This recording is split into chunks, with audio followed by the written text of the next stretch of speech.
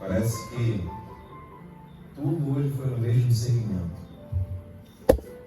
Desde os louvores, a palavra introdutória, a palavra ofertória, tudo a ver com o que estamos passando, com o que estamos vivendo. Isso tudo nos leva à cruz. Amém? Eu sei que carregar a cruz dói. E como dói. Mas quem disse para você que carregar a cruz não deixa marcas? Deixa. É sobre isso que nós vamos falar. E a palavra de Deus, ela diz assim, Lucas 9, 23.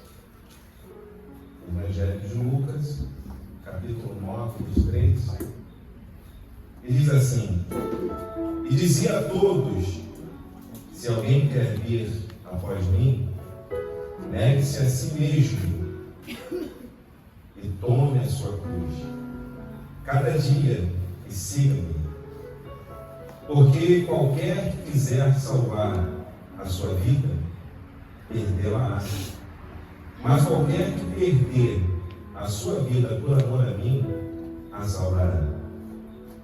Porque que aproveita o homem se ganhar o mundo todo, perdendo-se ou prejudicando a si mesmo? Porque qualquer que se envergonha de mim, das minhas palavras, dele se envergonhará o Filho do Homem, quando vier na sua glória, e na do Pai e dos anjos. Em verdade vos digo que alguns dos que estão aqui que não provarão a morte até que vejam o reino de Deus. Queridos, é muito, não vou dizer que é fácil, mas é algo que é bem simples nós falarmos, presbítero Maurício, de carregar a cruz. E ela é um tanto pesada, mas como eu falei no início, ninguém disse para você que seria fácil. Se você ouviu alguém falar para você que seria fácil, acredite, é fake, é mentira. Porque você carregar a cruz e você negar a si mesmo, ou seja, negar as suas vontades, porque nós temos vontade. A minha vontade, depois de um dia de hoje, era chegar em casa e ficar descansando. Eu não sei a tua, se você trabalhou hoje, o que você fez, mas essa é a minha vontade. Porém, eu sei que eu não posso fazer a minha vontade, mas eu tenho que fazer a vontade do meu Pai.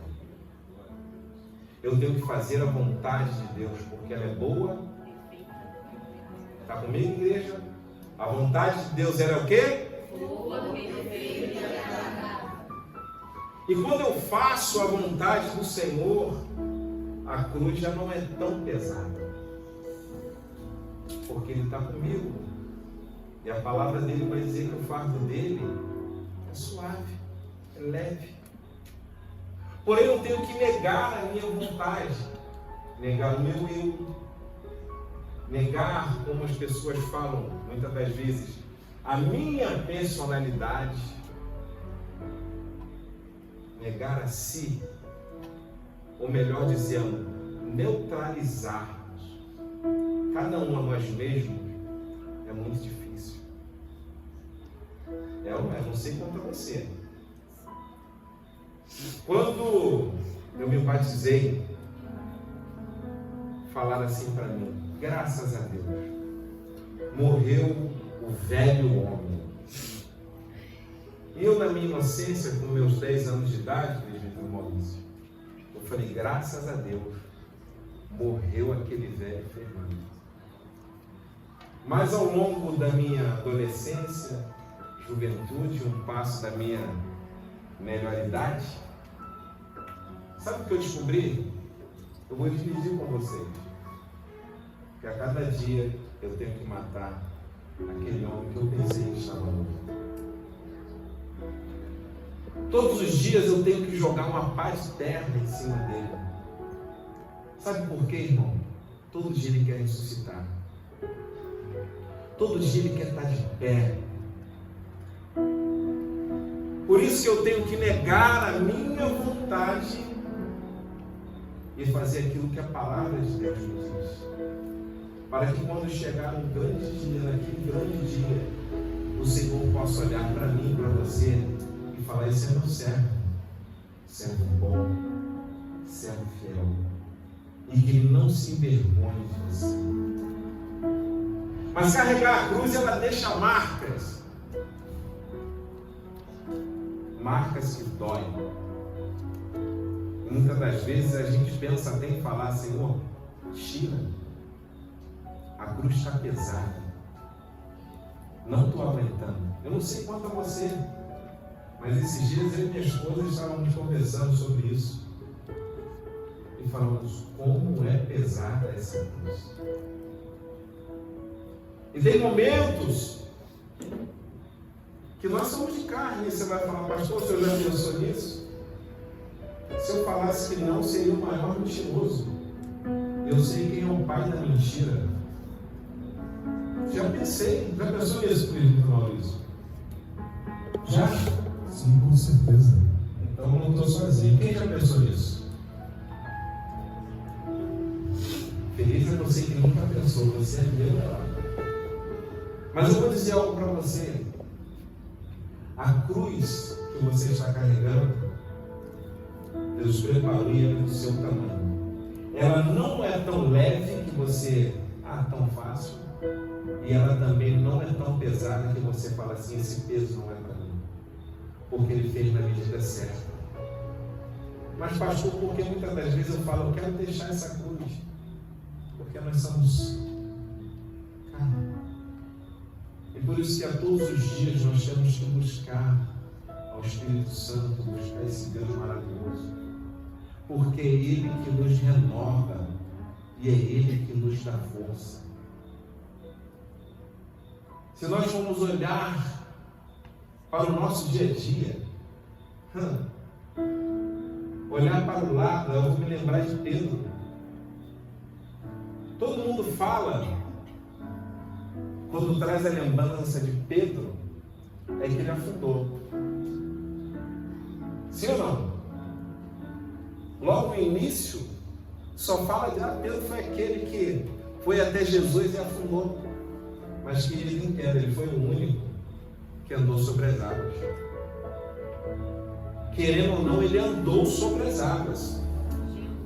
Ou seja, por um período de tempo, a tempestade vinha, as ondas batiam vento, mas ele só focou em Jesus. E ele foi andando. E é o que nos traz, que nos aproxima muito de Pedro. Eu falo que é muito parecido conosco, é porque em determinados momentos a gente faz isso, embora a gente goste, mas a gente faz isso. Naquele momento que você entra no seu quarto sozinho, que você só chora, e muitas das vezes não sai uma palavra. Aquele momento que você olha para o seu problema e esquece do teu Deus, você fica pensando só nele. Diga-se de passagem, você passa a noite em claro. Aí você fala para mim: não, pastor, eu não te veio olhar não. Se você não tivesse, você tinha tido uma boa noite de sono. E por que ele te atormentou? Porque você esqueceu que maior do que o teu problema é Deus o qual você serve. Isso não quer dizer que você é menos crente, mais crente. Isso só quer dizer que você passa pela tempestade, mas que Jesus, ele está sobre ela. Aleluia. E ele fala para você: vem. Não olhe para a esquerda, não olhe para a direita, Maxwell. Olhe para Jesus. E quando vêm as dúvidas, por que vem? Porque Pedro, quando ele estava acostumado com o mar, Pedro era peixe.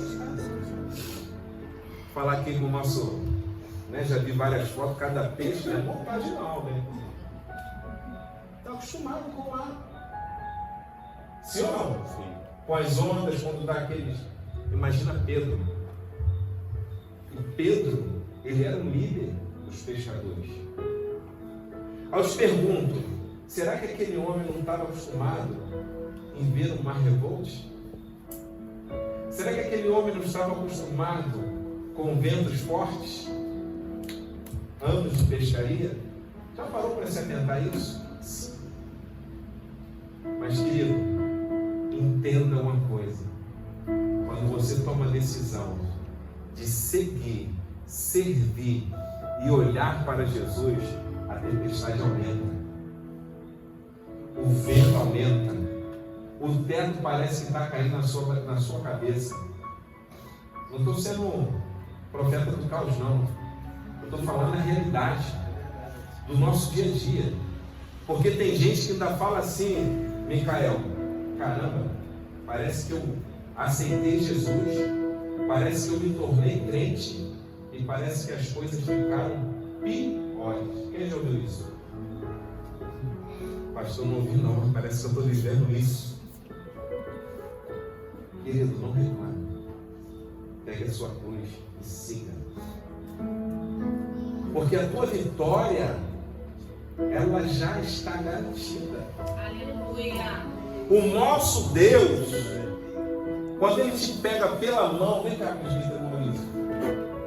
quando Ele te pega pela mão, e às vezes você está numa zona de conforto, pode reparar que é assim, tem hora que a tua vida está onde você fala, ai Jesus, deixa eu ficar mais um tempo assim que está tão bom. Cristo te pega pelas mãos e Ele te leva para o deserto. Ele te leva para o deserto e vai caminhando. O deserto é quente, o deserto é seco, o deserto é você, areia ou pedra, sol de dia e à noite frio tremendo. Mas Deus te pega, porque Ele está cuidando de tudo. E esse é o detalhe. Você reparou algo? O que eu não fiz aqui com ele? Soltou ele. Hã? Soltou ele. Fala, igreja. Soltou ele. Porque quando Deus te leva para o deserto, Ele não solta a sua mão. Você passa por cada coisa, mas Deus é contigo. Aleluia. Deus, Ele é contigo. Amém. E Ele caminha com você. E cada vez que você caminha, sabe aquela coisa de exercício? Você está fortalecendo a sua perna, o seu joelho, o seu corpo.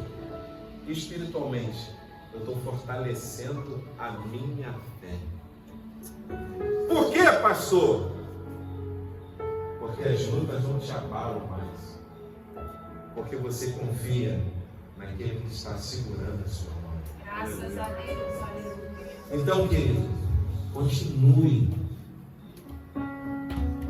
Ah, pastor, graças a Deus a minha vida ela está um mar de rosa. Posso dizer uma coisa, igreja? Posso? Posso dizer uma coisa? Fique comigo, pode ficar com raiva, mas eu vou te dizer. Dobra teu joelho e ora. Tem alguma coisa que está errada com você. Sabe por quê? Quando você não está incomodando o inimigo de nossas almas. Sabe aquela coisa que ele senta e fala assim, com esse aí eu não preciso me preocupar. Ele se afunda sozinho. E ele vai para o deserto sozinho. Que isso, pastor? Mas pode? Pode. Tem pessoas que não é Deus que leva para o deserto, mas ela própria para o deserto. Segurando na mão do Senhor é fácil, porque você sabe ter a quem recorrer. Agora vai para o deserto sozinho. Eu estive em Israel, presbítero Maurício, E lá não é um deserto arenoso, mas é Pedregoso. É pedregoso. É isso aí. Me ajuda aí, gente. Só que você olha, é pedra, sol para tudo que é lado. Primeira coisa que veio na minha mente: não posso me afastar do mundo. Se eu me afasto, eu morro. Não tem nada. E o sol, meu Deus, imagina só pedra. Esquenta aquela beleza. Mas quando vai chegando à tarde, que minha esposa arrumou um casaco para mim, que esse casaco devia dar uns 10 quilos. E ela está usando. Eu mandava uma foto. O que você acha?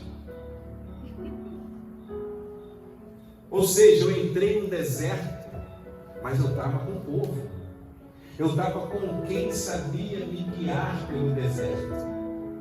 Mas tem gente que está entrando em batalhas, entrando em deserto, e não foi Deus que colocou. Tem gente que está comprando briga que não é para ela. Tem gente que está entrando em guerra que não é para ela. Não entre em batalha no qual você não está preparado. Lembra da tua cruz? Era do seu tamanho. Mas fulano passou por isso. A cruz dele é do tamanho dele. Ah, mas como é que eu vou saber se a minha... Qual a diferença? A diferença está, de repente, para um irmão, a luta dele de ficar sem tomar um café, ele fica agoniado. E você não está nem aí. Mas ele ficou sem tomar um café, ele fica chateado. Tem gente que é assim, né? Fica mal-humorado. Vou nem falar nada aí, né? É desse jeito. Para outros não. Ou seja, cada um tem a sua batalha, cada um tem a sua particularidade. Então, querido, não entre em batalha que não seja sua. Pegue a sua cruz. Não entra no ministério da fofoca. Deixa eu pegar e vou olhar para a cruz do meu irmão. Não, a carreira é sua. A não ser que a sua esteja leve demais. A minha não é. A sua é. E outra coisa, não quer dizer que a sua cruz ela esteja pesada, que você vai ficar mal-humorado, resmungão. Você tem que ser feliz. Sabe por quê? Porque vai passar. Esse deserto vai passar. Deserto não é um lugar de moradia. De repente fechou tudo na tua vida. Nada parece que está dando certo. E como Pedro, você é um profissional. Você é bom naquilo que você faz. Aí você fala, eu sou bom, mas eu não sei o porquê, que parece que tudo se fechou para mim. Nada dá certo. Confia no Senhor, porque Ele jamais vai largar. E isso vai passar. Aleluia, Jesus. A cruz está pesada, ela vai te chamar. A palavra do Senhor nos ensina. Paulo, ele tinha um espinho na carne. Por 3 vezes ele falou, Senhor, me livra, tira esse espinho. Sabe por quê? Estava doendo. E tem momentos na nossa vida no qual a gente fala, Senhor, tira, me livra disso. Só que Paulo falou, e o que Deus fez? Tirou o espinho. Amém? Amém nada. Ele continuou. Deus ficou no silêncio. Porque a graça do Senhor me basta. E vai ter momentos que você vai falar: Senhor, tira, me livra.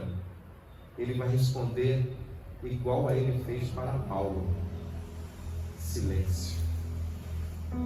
Porque ele também fez para o filho dele, Maxwell. Quando Jesus falou Getsemane, ele sentiu todo o peso que era nosso. Pai, tira.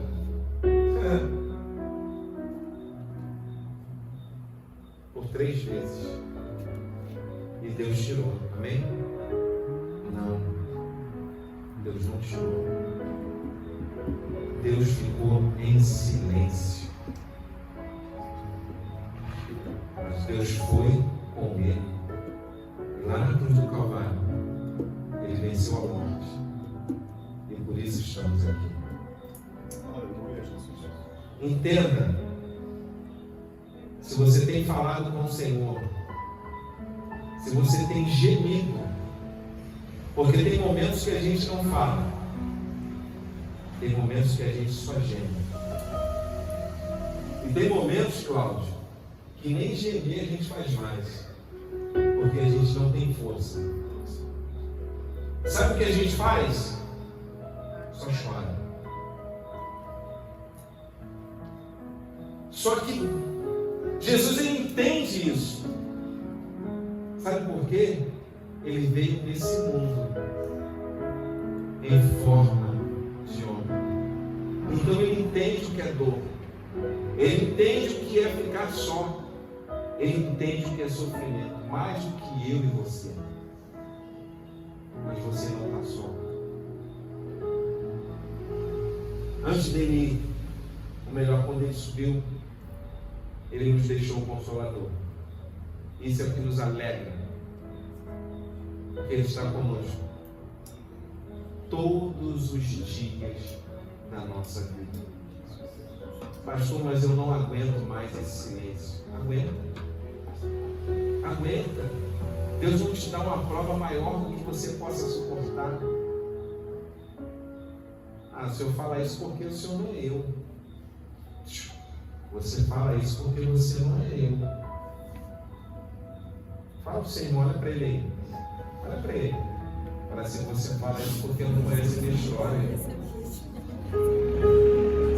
Porque talvez você vê essa pessoa sorrindo, mas você não sabe o que ela passa no trabalho.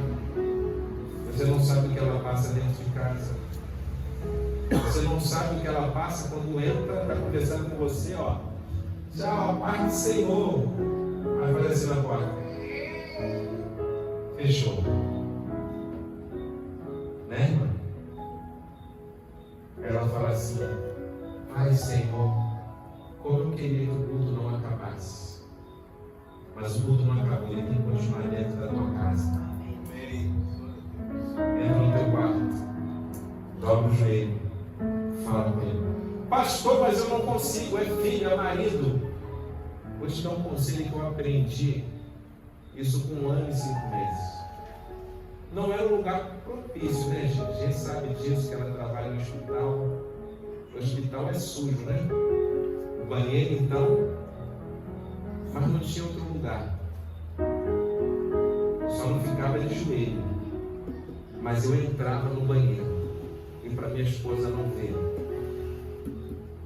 Falava mesmo, porque fica a boca fechada. E a lágrima falava comigo. Teve um momento que o Senhor falou: Senhor, tira. Não foram 3 não, 4, 5, 6, 7, 8, 9, 10. E sabe o que o Senhor falou para mim? Nada. Que isso, pastor? Nada. Mas sabe de uma coisa, amigo? Deus, ele é perfeito. E está escrito o dia e a hora da minha e da sua vitória. E por que passou por tudo isso, pastor? Cansei de me perguntar. E Deus respondeu? Não. Aí depois a gente para e analisa. Quantas pessoas nós falamos de Jesus naquele hospital? Quantas enfermeiras que nos procurou,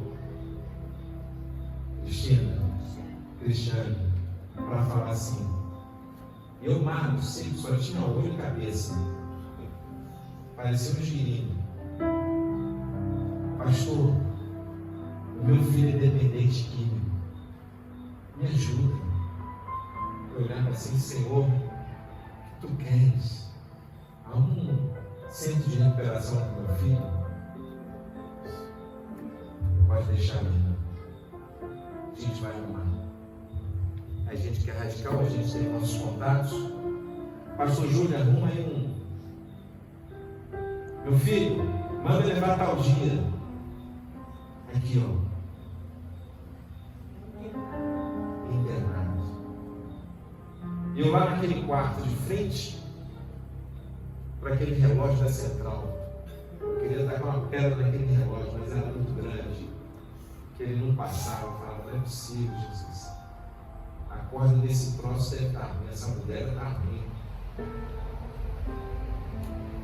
E aí, como tudo Deus tem um propósito. Ei, você está passando por isso? Tem um propósito. Não se preocupa não. Isso aí vai ser para o teu testemunho ficar mais lindo. Amém. E Deus coloca algo. Sabe o que Deus fala? Oração. A oração do justo pode muito. Fala comigo, igreja. A oração